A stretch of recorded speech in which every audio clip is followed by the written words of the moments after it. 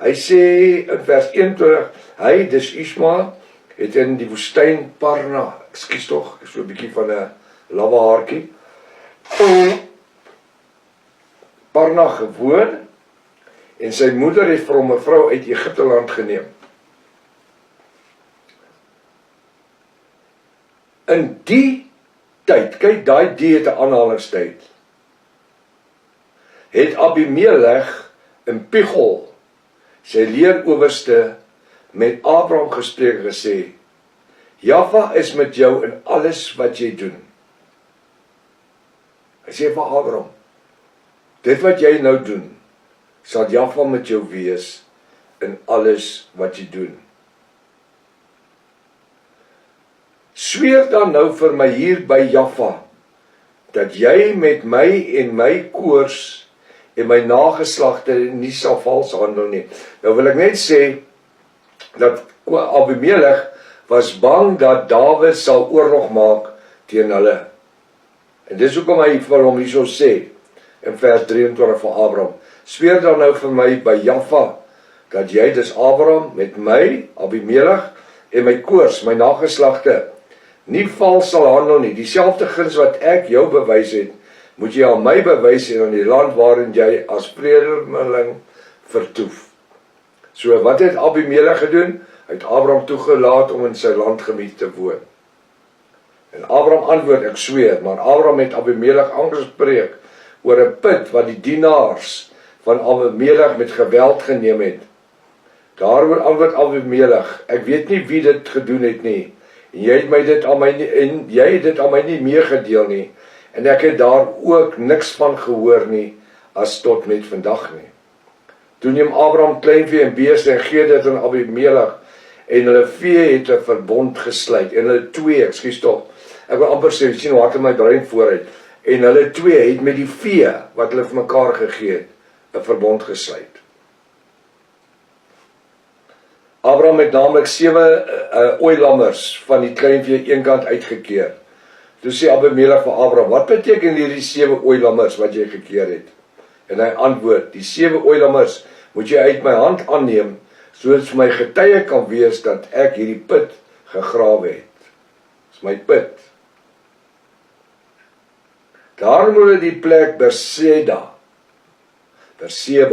wat natuurlik 'n hoofrol speel in die lewe van Israel later. Toe neem hulle die plek Berseba, omdat hulle 2 dae gesweer het. So het hulle dan 'n verbond gesluit in Berseba. Daarna het Abimelech in Piglon sy leerowerste klaargemaak en na die land van die Filistyne teruggegaan. Hy het 'n tamakas in Berseba geplant en daar die naam van Jahwe, die ewige Elohim, aangeroep. En Abraham het baie dae as vreemdeling in die land van die Filistyne vertoef, omdat hy nie sy eie grondgebied gehad het nie, het hy rondgetrek.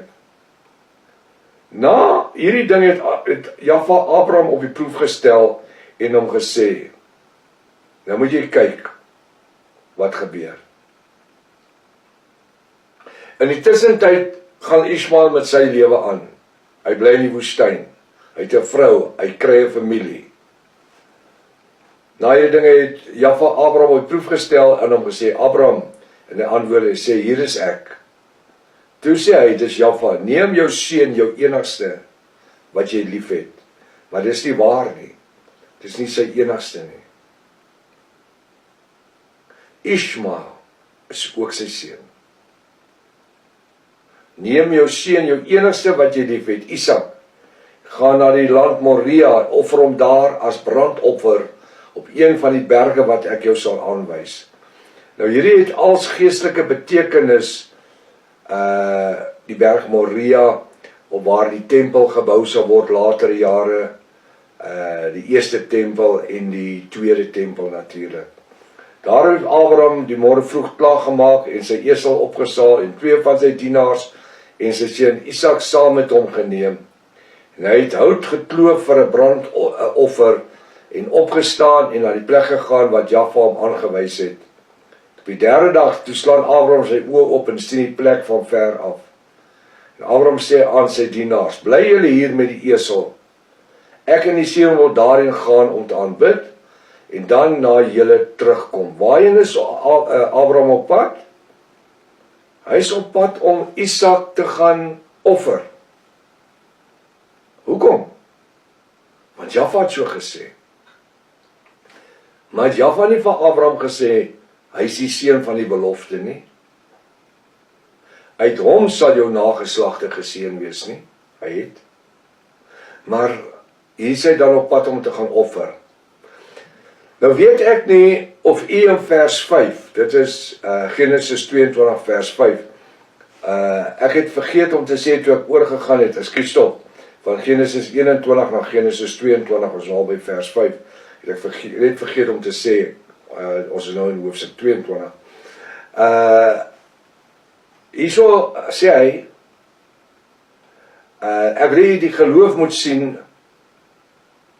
wat staan in vers 5, weet jy of jy dit opgetel het? Jy opgetel wat staan daar? Lees hom gou. En Abraham sê aan sy dienaars, bly julle hier met die esel. Ek en die seun wil daarheen gaan om te aanbid en dan na julle terugkeer.